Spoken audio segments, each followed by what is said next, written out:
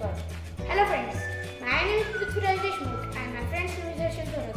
We, the students of Dhruv Academy, have designed a voice-controlled robot with a camera.